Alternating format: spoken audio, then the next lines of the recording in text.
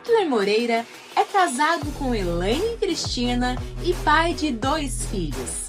Pastor e fundador da Igreja Atos de Cristo em Fortaleza, Ceará. Com formação em administração e teologia, tem ministrado em todo o Brasil sobre temas como discipulado, voluntariado e liderança para igrejas que prevalecem. Através de conexões abençoadoras, tem desenvolvido junto a pastores e líderes de diversas regiões do país um relacionamento ministerial saudável e de inspiração mútua através da Rede Inspire de Igrejas.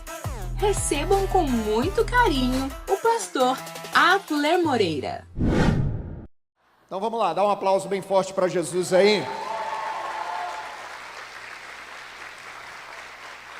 Tem muita coisa que eu preguei, com certeza a pastora Maressa pregou ontem, pregou o Marcelo ontem, pregou, que mensagem, viu pastor?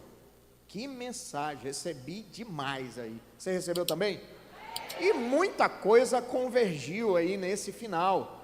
E amanhã o pastor Robson vai estar pregando em 2 plenárias aqui, 2 cultos, e com certeza ele vai entregar muito de Deus para você.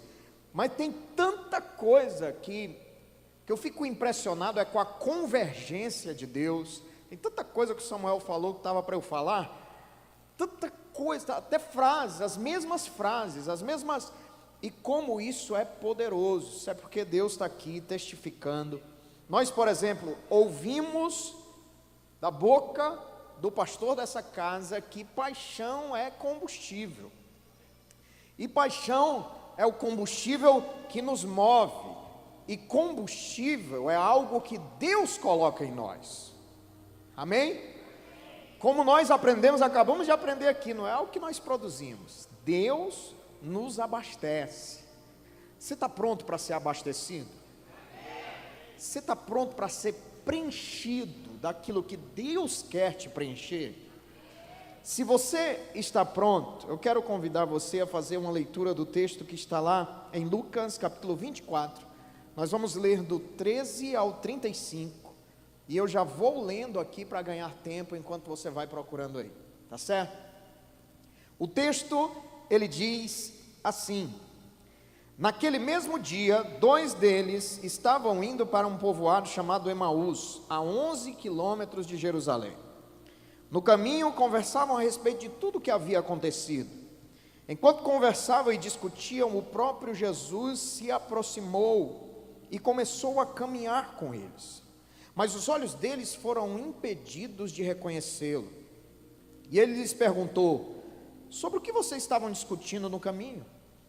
Eles pararam, com seus rostos entristecidos, e um deles, chamado Cleopas, perguntou: você é o único visitante de Jerusalém que não sabe das coisas que aconteceram nesses dias? Que coisas? Perguntou Jesus. O que aconteceu com Jesus de Nazaré, respondeu eles.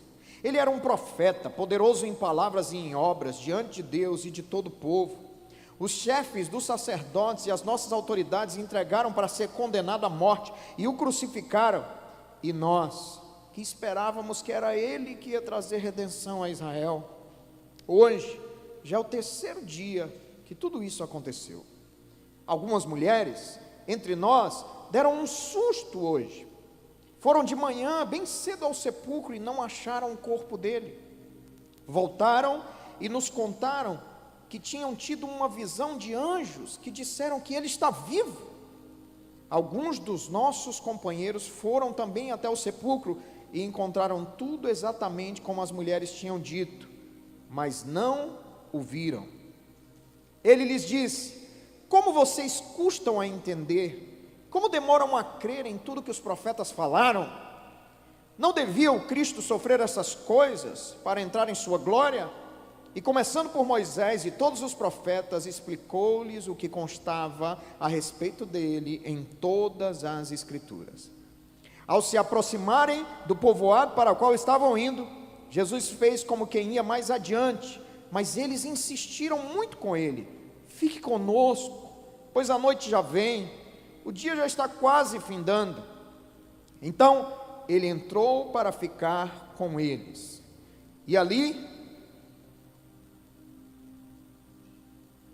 quando estava à mesa com eles, tomou o pão, deu graças, partiu e deu a eles. Então seus olhos foram abertos e reconheceram a ele.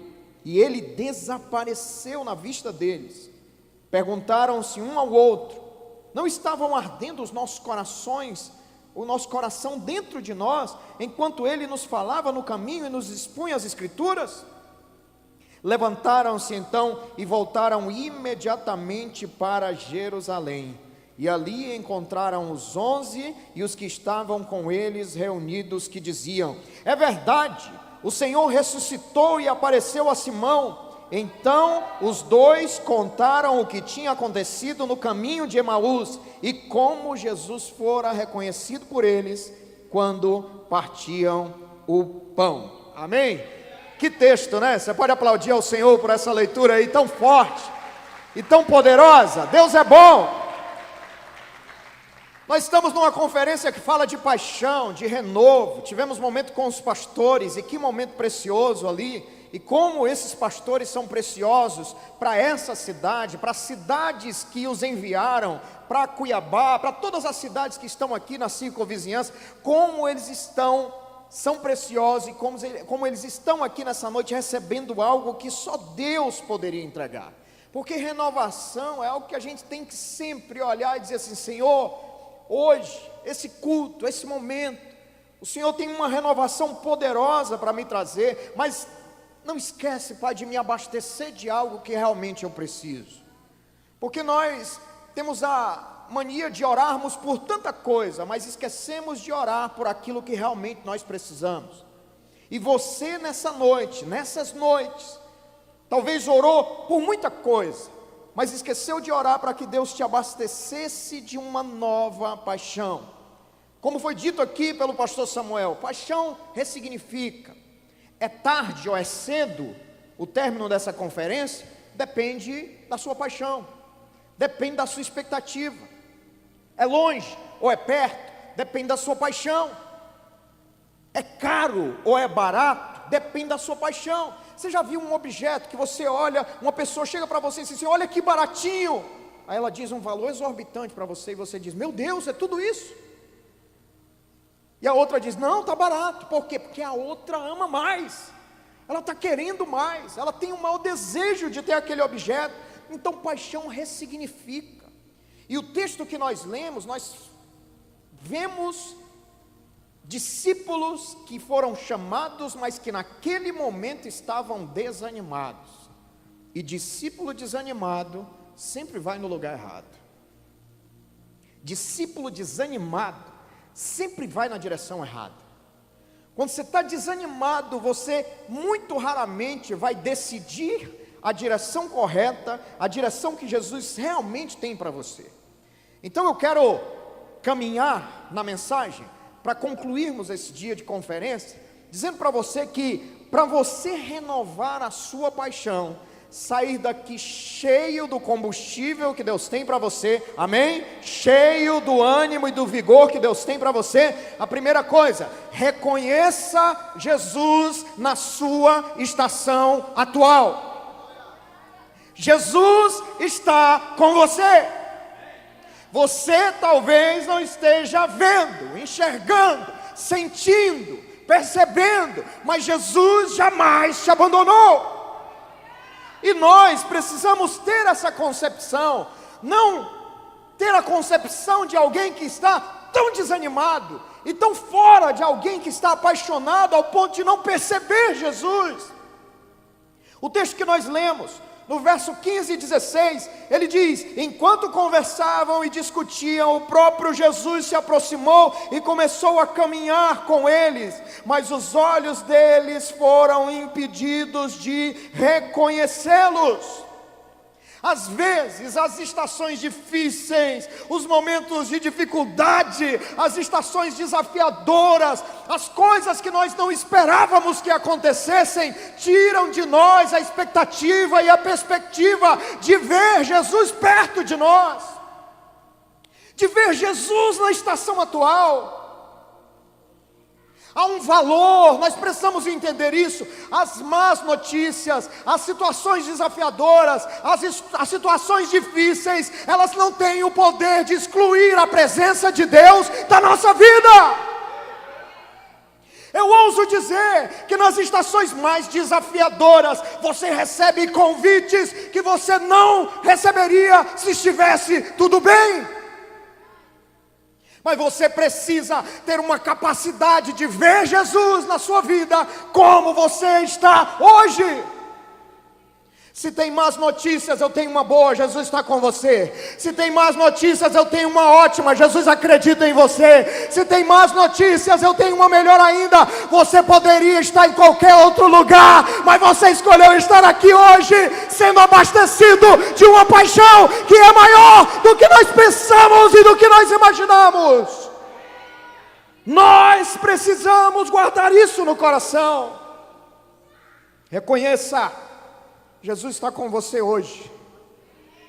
Jesus está com você agora. Ele não prometeu que seria fácil, mas Ele prometeu que estaria conosco. Em Mateus capítulo 28, no verso 20, a parte B: e eu estarei sempre com vocês, até o fim dos tempos. Para você renovar a sua paixão, você precisa reconhecer a presença de Jesus agora, nesse momento. A segunda coisa, para você renovar, receber de Deus uma paixão que você ainda não recebeu, ser turbinado de um poder que vai te levar a ir mais além, não permita que nada roube a sua alegria na jornada. Deus está te convidando a sorrir, mesmo em meio à dor. Deus está te convidando a celebrar, mesmo em meio às situações desafiadoras. O texto que nós lemos, ele continua dizendo no verso 17: e lhes perguntou: sobre o que vocês estão discutindo no caminho? Eles pararam e os seus rostos ficaram entristecidos. Eu fico impressionado como tem crente de mau humor nesse mundo. Eu fico impressionado como tem crente de cara feia nesse mundo. Tem crente que quando ele amanhece, ele não amanhece, cara, agradecendo: ah, Senhor, obrigado pela tua palavra ter se cumprido na minha vida, as tuas misericórdias se renovaram e eu me acordei. Não. Ele já acorda chutando gato. Ele já acorda reclamando do horário. Ele já acorda dizendo: meu Deus, eu tenho que pegar esse ônibus para ir para aquele trabalho que eu não gosto. Ele já acorda reclamando dos filhos, da esposa, a esposa do marido. E ali já começa um dia estressante, um dia de fúria, um dia onde a alegria ela foi roubada nos primeiros minutos da manhã. Você precisa reaprender a sorrir, irmão. Você precisa entender que Deus está de bom humor. Amém? Olhe para quem está perto de você e dê o melhor sorriso que você puder. Sorrir movimenta 27 músculos da face. Faça uma malhação agora aí para você ficar mais bonito. Eu quero dizer isso para você. Nós temos que ter a capacidade tão de Deus, nós temos que ser tão apaixonados que nós celebramos mesmo antes das coisas acontecerem. Eu fui assistir um jogo de futebol, aí estava lá eu torcendo pelo meu time, sou corintiano, gente.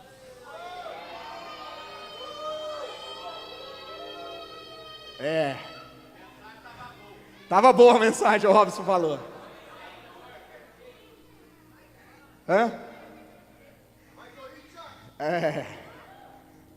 Eu estava lá assistindo o jogo, e aí lá estava eu, Robson. Não tinha aquelas bolas, Robson, que quase entra. E aí antes de entrar, eu, gol! Aí o cara que estava do meu lado: ô meu amigo, não grita gol antes não, que zica.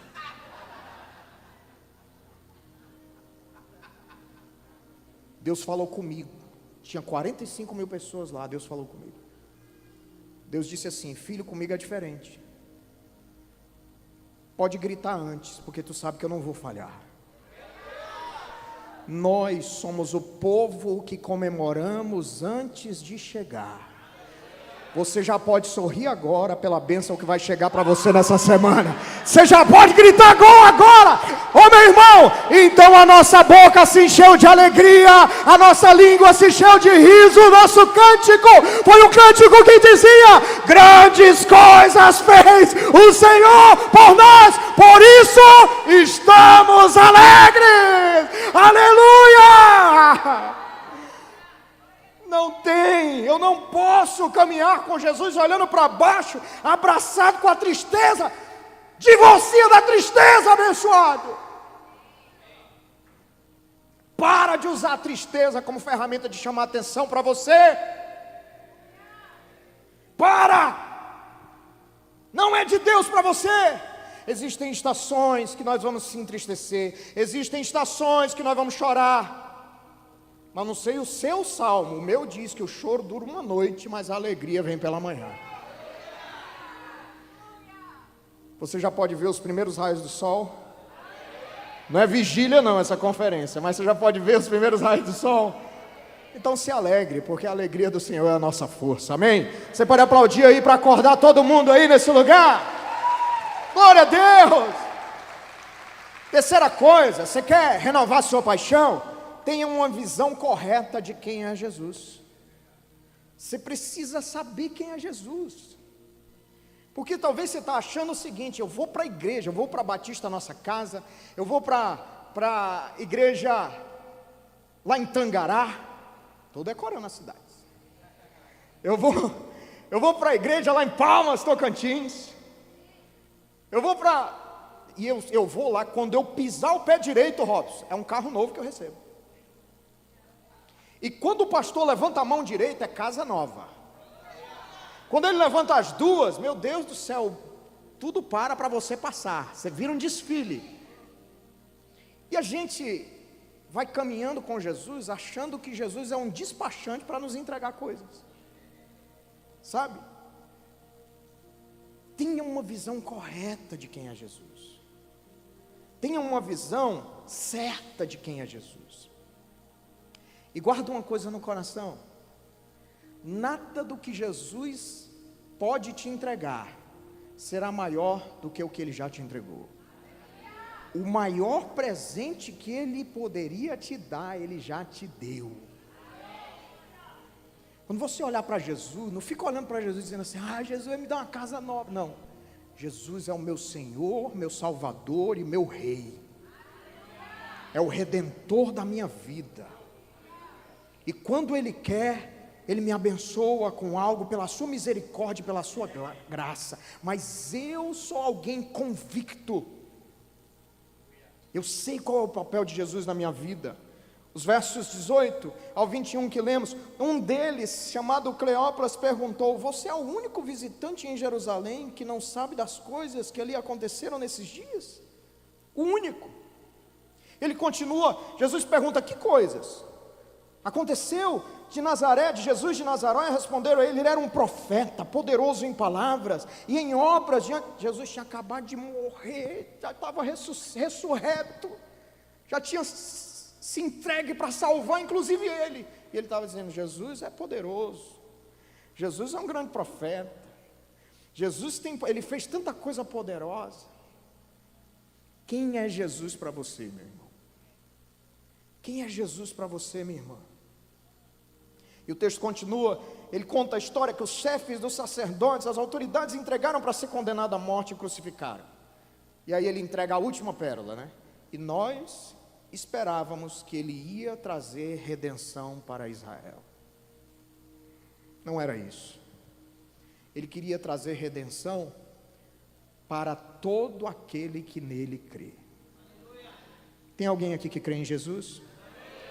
Então essa redenção é um presente de Jesus para você nessa noite. Quarta coisa que eu quero falar para você reavivar a sua paixão, não ser um discípulo desanimado que vai pelo caminho errado, ser um discípulo apaixonado. convicto, que sabe suportar a estação que está vivendo agora com paixão, sem perder a paixão, sem perder o combustível. Jamais seja cético acerca dos testemunhos. As pessoas estão testemunhando o poder de Jesus para você, e muitos de vocês, muitos de nós, estamos sendo céticos. Estamos respondendo, era para responder com fé, e a gente está dizendo, será? Vem alguém aqui e profetiza dessa cidade para as nações, e você olha assim, nós somos uma igreja em crescimento, mas nós estamos numa cidade que não é tão grande assim, e aí no teu coração, a tua incredulidade começa a dizer, será? Será que isso é para nós? Será que isso é para a nossa liderança? Você responde com fé, ou você responde com questionamento? Os apaixonados, eles sempre optam pelo caminho da fé. O texto, no verso 22 ao 24, olha o testemunho. Algumas mulheres entre nós nos deram um susto hoje. Foram de manhã cedo ao sepulcro e não acharam o corpo dele. Voltaram e nos contaram que tinham tido uma visão de anjos e disseram que ele está vivo. Alguns dos nossos companheiros foram até o sepulcro e realmente não encontraram. Aconteceu como as mulheres tinham dito, eles não viram o corpo do Senhor. Então aqueles discípulos, eles preferiram olhar e receber a declaração do desânimo e da incredulidade, do que acreditar no testemunho que estava sendo dito. Quero dizer para você que Deus, sabe quem é Deus? É aquele que faz hoje. Sabe quem é o Senhor? É aquele que era, aquele que é, mas aquele que há de vir. Sabe quem é Jesus? É aquele que ontem tinha poder, que hoje tem poder e que vai ter poder eternamente.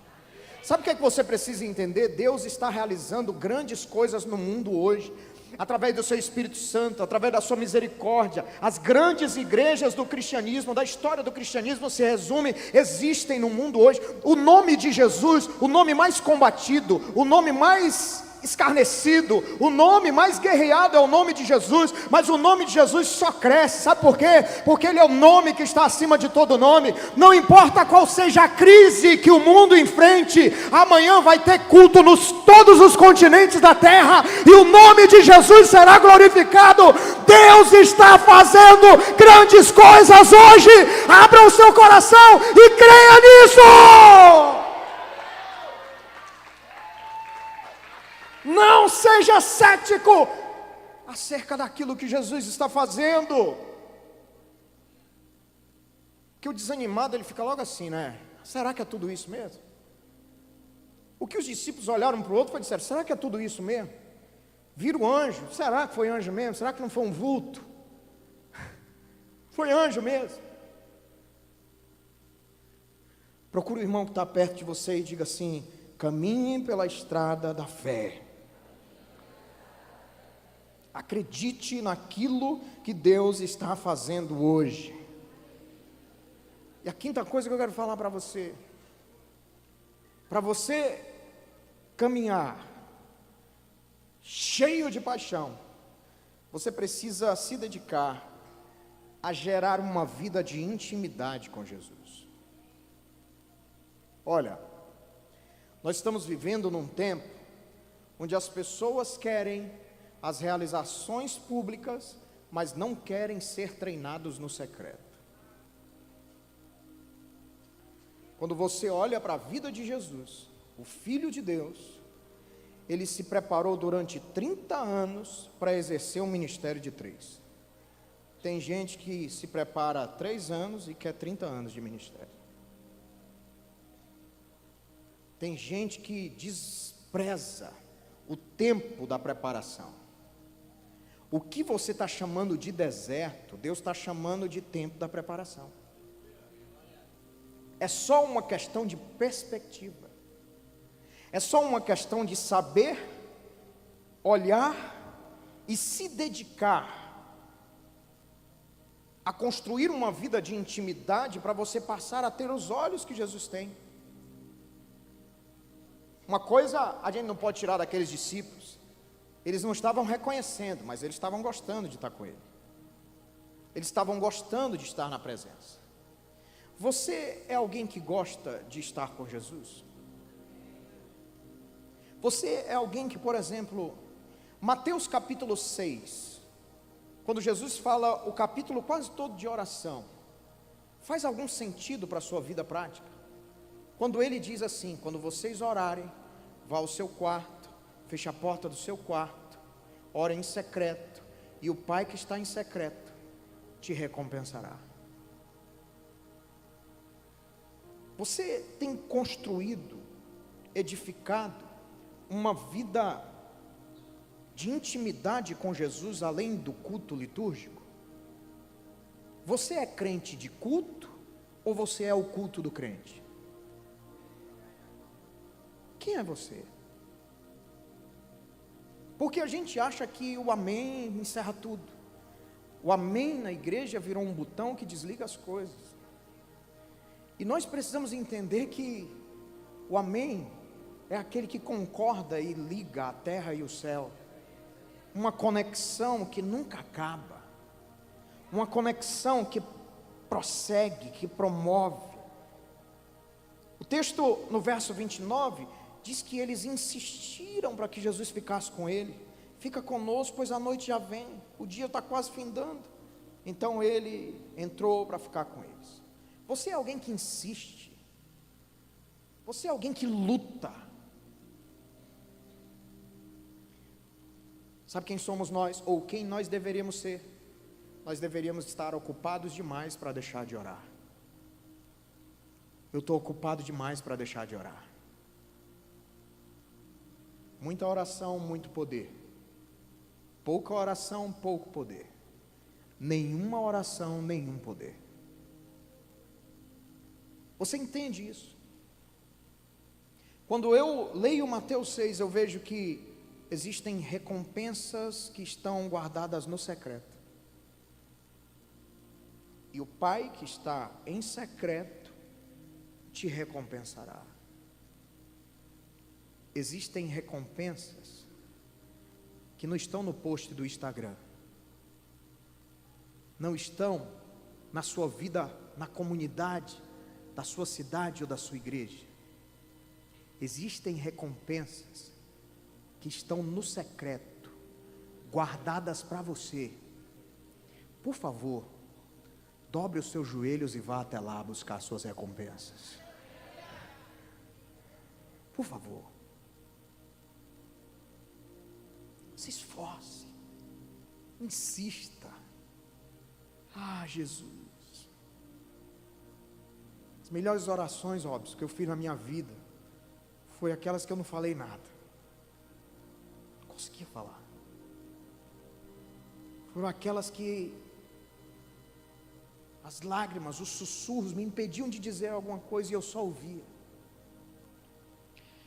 Qual foi a última vez que a gente foi lá no secreto e disse assim: eu não vim falar nada, eu vim só te ouvir, escutar a tua doce voz, o sussurro que me lembra que eu fui escolhido por ti, o sussurro que me lembra que o Senhor é aquele que sopra um fôlego novo para quem está cansado, o sussurro que me lembra que ainda que uma mãe esqueça de um filho que ama e que amamenta, o Senhor jamais esquecerá de mim, porque o meu nome está escrito na palma das tuas mãos. O sussurro que me faz continuar, o sussurro que me lembra das promessas que eu ainda preciso viver. Qual foi a última vez, irmão, que você fechou a porta do seu quarto e insistiu: fica comigo, Jesus, sem ti eu não consigo?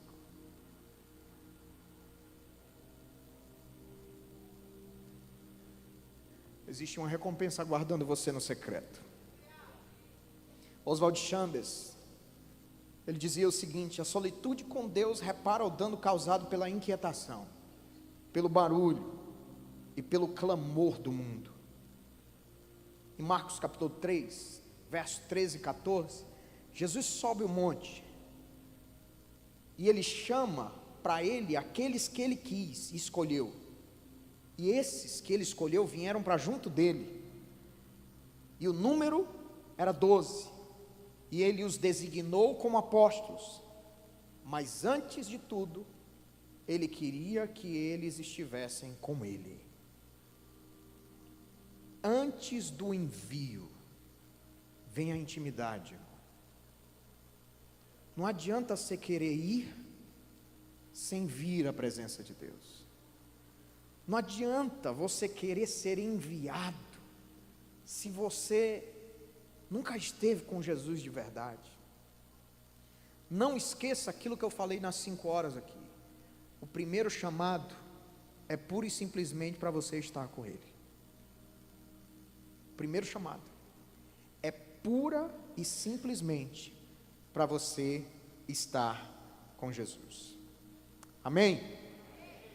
E o texto continua dizendo: quando estava à mesa com eles, tomou o pão, deu graças, partiu e deu a eles.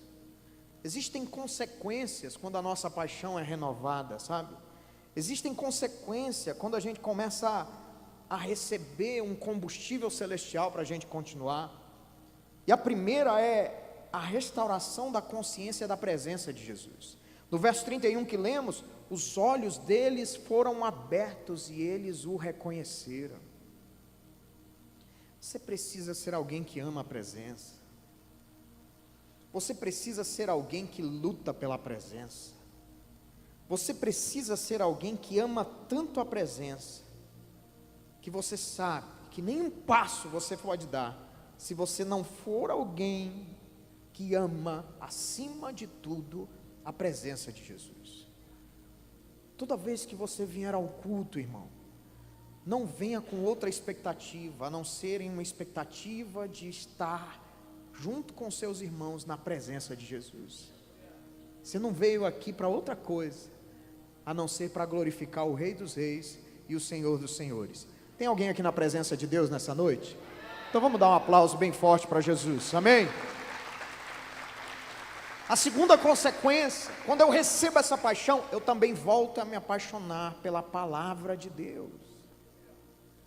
No verso 32, o texto diz: perguntaram-se um ao outro, não estava ardendo o nosso coração dentro de nós, quando ele nos falava sobre as Escrituras, durante o caminho? Não queimou o nosso coração?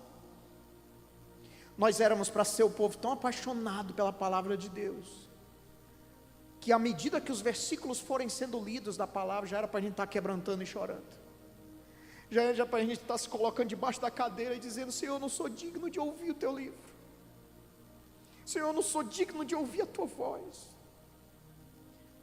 Olhe para mim, irmão, às vezes a gente passa correndo onde os anjos não têm coragem de passar em ponta de pé. A gente pega a palavra e rasga. A gente pega a palavra e não aplica. A gente pega a palavra e despreza. Mas quando eu me apaixono, eu volto a me apaixonar pela palavra. E palavra e presença andam juntos, viu? Por quê, pastor? Porque a Bíblia é o único livro que você lê cujo autor está presente na hora da leitura. Samuel, seu livro é maravilhoso. Isso é lindo, cara.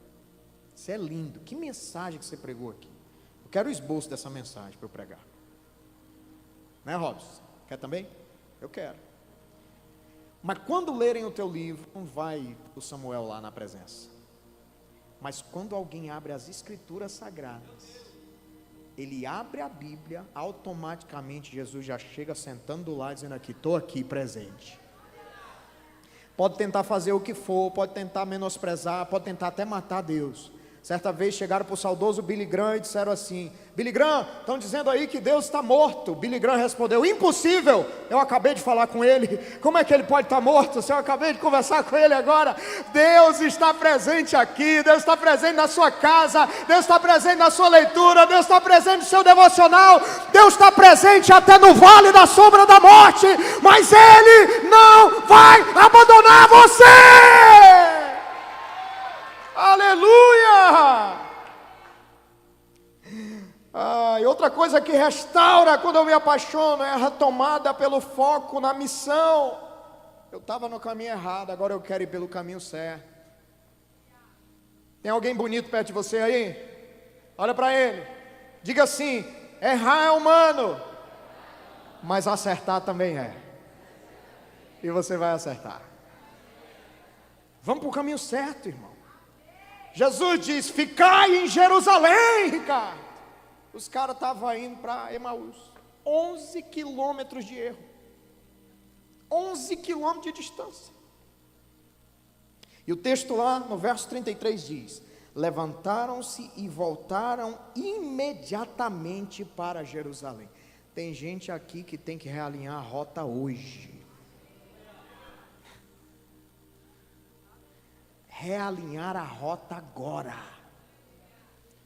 Você entendeu imediatamente do verbo agora, nesse momento, do verbo emergência, 193 espiritual, é agora ou nunca. Você acha que isso é só uma noite de conferência? Essa noite pode decidir tua vida inteira. É assim que a gente caminha com Deus. É essa expectativa que a gente tem. Imediatamente realinharam a rota. Chegou a hora de você repensar os passos que você está dando. Porque os apaixonados fazem questão de dar os passos que Jesus daria se estivesse no lugar deles. Amém? Uma outra coisa, a restauração da vida contagiante. Gente, é inadmissível. Olha, lá na minha terra é 11h14. Há 50 anos atrás, quando você estava lá na pecuária, 11h14, você estava triste? No mundo? Há 10 anos atrás, 20, 30. Você estava? 11 horas, não tinha nem começado, você estava lá felizão, estava não? Estava ou não estava? Era assim. Todos empolgadíssimos. 11 horas não é hora de sono, não, era hora de chegar, pensar em chegar para as festas, motivadíssimo. E aí converte. E aí, ai, tá tarde, né?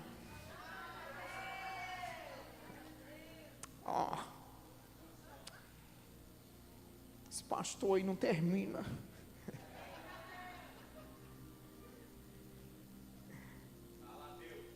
Nós precisamos, irmãos, às vezes repensar e entendermos que é coisa de apaixonado não dar mais ao diabo, ou no tempo que éramos alguém que glorificávamos o diabo, dar com mais energia contagiante algo para ele do que o que podemos dar para Jesus hoje. Jesus merece o nosso melhor. Se é para dar a segunda milha, a gente vai andar. Se é a terceira, a gente vai andar. E a gente vai fazer isso sabendo que nós estamos entregando para aquele que é digno de receber todo o esforço, que é digno de receber todo o suor, que é digno de receber toda a renúncia. Mas tem um porém: Deus jamais vai ficar por baixo. Ele é aquele que é galardoador daqueles que o buscam. Você está aqui para buscar a Deus? Então se prepare para receber os presentes que Ele tem para você. Amém? Você recebe isso? O texto diz lá no verso 35: então os dois contaram o que tinha acontecido no caminho e reconheceram Jesus, e que Jesus fora reconhecido por eles quando partiu o pão. Nossa! Em uma conferência como essa, a intenção de Deus é encher você de força e de entusiasmo. A própria palavra entusiasmo quer dizer cheio de Deus, cheio, transbordando do Senhor. Ele quer renovar sua paixão, Ele quer que você restabeleça a ordem das coisas, nos seus esforços. Ele quer que você coloque Jesus no topo daquilo que você busca e daquilo que é mais importante para você. Ele quer derramar sobre mim e sobre você uma renovação que só Ele pode derramar. Se hoje todos nós estivéssemos em um posto de gasolina, com o tanque vazio, sem força para continuar, e Jesus dissesse para você: eu posso te reabastecer hoje, quanto você quer? Quanto você responderia? Você diria: Senhor, bota qualquer coisa aí que eu só quero só ir até ali mesmo. Ah, Senhor, o que eu tenho aqui? Não. A pergunta não foi o que você tem. A pergunta não é sobre quem vai te levar no tanque quando o anjo desce para movimentar as águas. Eu não estou perguntando sobre isso. Eu estou perguntando se você quer ser curado. A pergunta não é quanto você tem. A pergunta é quanto você quer. Você teria coragem de dizer: completa tudo, Jesus. Faz mais. Só para de abastecer quando transbordar pela tampa do combustível. Você tem a coragem de falar isso? Quero chamar a banda aqui para a gente cantar uma canção, para a gente orar, e aí eu entrego para o Samuel. Tem banda, Samuel, agora? Tem? Está tudo na programação ou eu estou pedindo alguma coisa aqui não? Pode ser qualquer canção, irmã, desde que seja a mais top da galáxia.